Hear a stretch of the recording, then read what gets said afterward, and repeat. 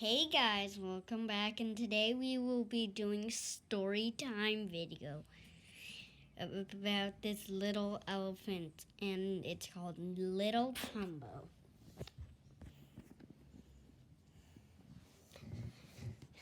Okay.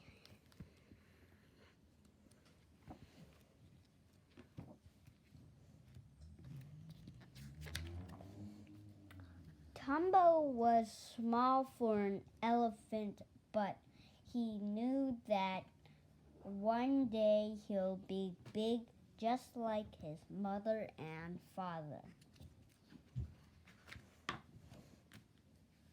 Whatever Tumbo tried to trumpet, his sister, a little squeak came out. It made his older sister laugh. Squeak! Squeak, squeak, squeak, he teased. This made Tumbo angry. He would take a deep breath, raise his trunk, and blow as hard as he could. Squeak! Tumbo practiced every day, but it didn't help. I'll never be able to trumpet, he whined. Someday soon, he comforted his father with a smile. During the hot afternoons, the family rested together in the shade of the bungalow trees.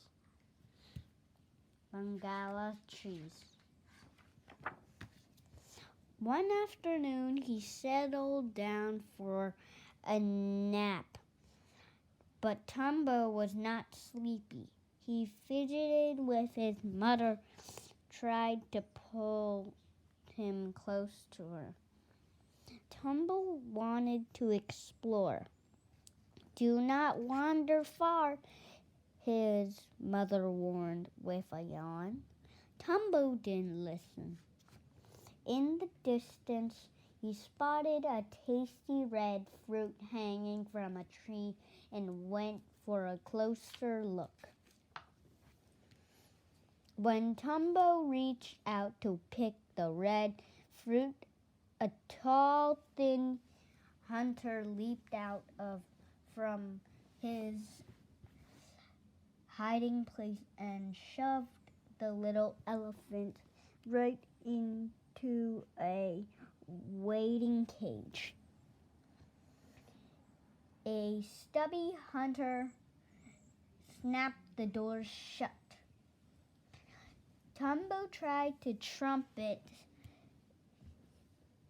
but his frightened squeaks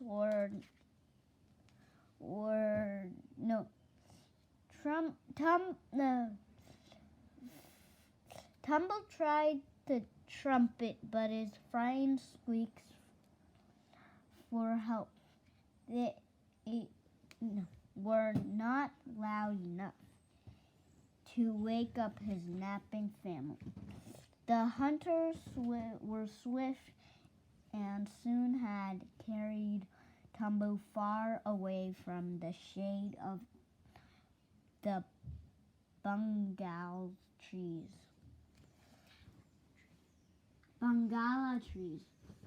The tall hunter bent down and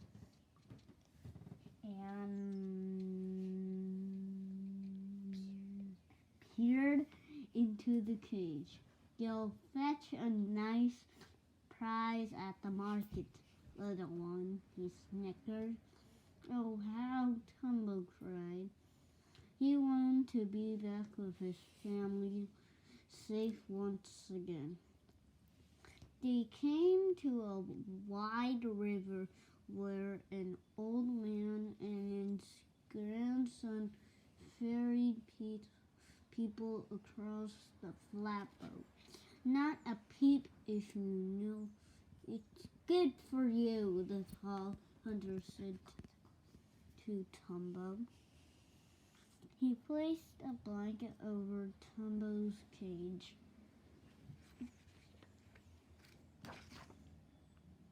At the boat made its way across the river. The old boatman began to lift the blanket off Tumbo's cage. "Leave it be, old man," yelled the stubby hunter. So the old boatman stepped back and said nothing.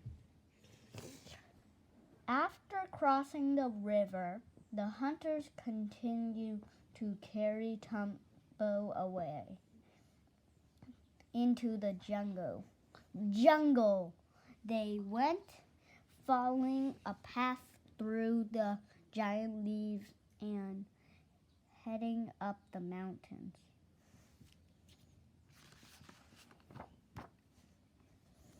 When night fell, Tumbo shivered inside his cage. "Tomorrow morning we will be rid of you," shouted the tall hunter. "We'll sell you to the highest bidder," added the stubby hunter. "Maybe you'll end up working in a circus," he howled. The hunters let the campfire burn down, and soon were snoring loudly. Tumbo found the brightest star in the sky and made a wish. "I want to be with my family again," he whispered, blinking away the tears. "Please let me see them again."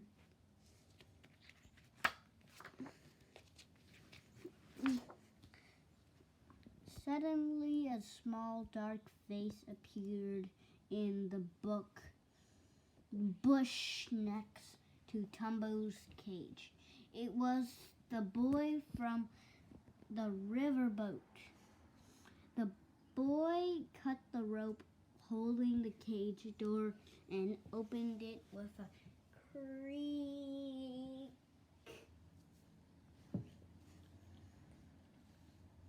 "Follow me," the boy whispered. Together they scurried down the mountain and into the jungle. Tumbo and the boy ran all through the night and into the morning. When they stopped to rest by a stream,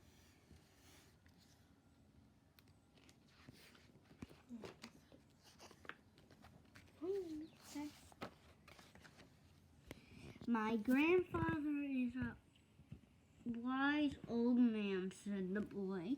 "He suspected those hunters would sell you at the marketplace, so he sent me to try and let you free." Tumbo held the boy's hand with his trunk. It was a way of saying thank you. "Come, little elephant," said the boy. "You must take our way to the river now." Tumbo and the boy reached the flat riverboat by midday. "There you are, little elephant," said the old man with a broad smile. He kissed his grandson and then quickly ferried the boat back across the river. On the other side, Tumbo hopped up. "Goodbye, little friend," shouted the old man. "Goodbye, little friend," shouted the old man. "Now hurry straight home to your family." Tumbo tried to trumpet a thank you to the old man and his grandson, but as usual, it came out as a squeak. Then he headed toward home to find his family. The sun was as hot as he walked, and Tumbo was thirsty. His little feet were sore. That night, Tumbo rested by a small pool of water. In the morning, Tumbo set out again as fast as he could. He was getting closer to home now. On top of the next ridge, Tumbo stopped. There in the distance, he spotted his mother and father, sister, his aunts, uncles, and cousins too. Tumbo was about to run to them when he felt a rope around his legs. Did you think you can run away from us? Sneered the tall, thin hunter. The stubby hunter pulled the rope tight. Ouch! Cried Tumbo. He tried to wiggle and twist free.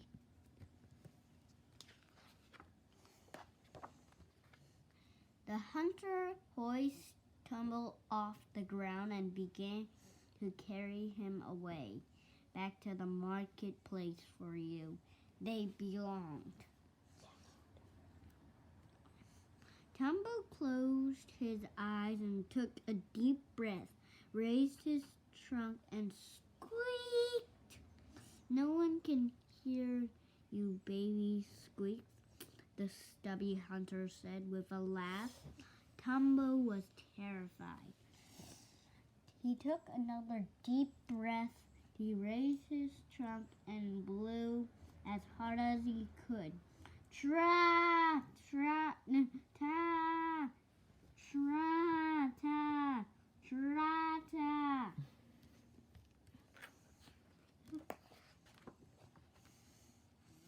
The ground began to tremble and shake like an earthquake. Over the ridge, Tumbo's entire family appeared, with mother and father in the lead. Tra-ta! They all trumpeted to Tumbo in return. When the two hunters all saw the big elephants thundering toward them, they quickly dropped Tumbo and ran away as fast as they could.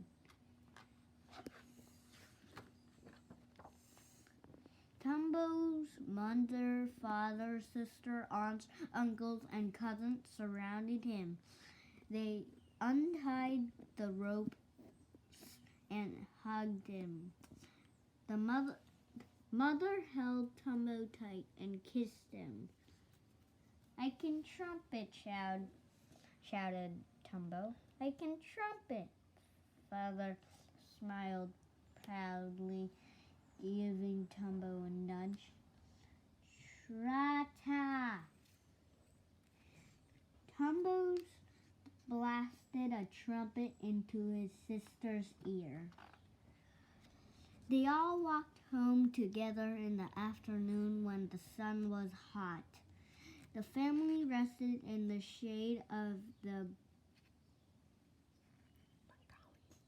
bunny collies trees.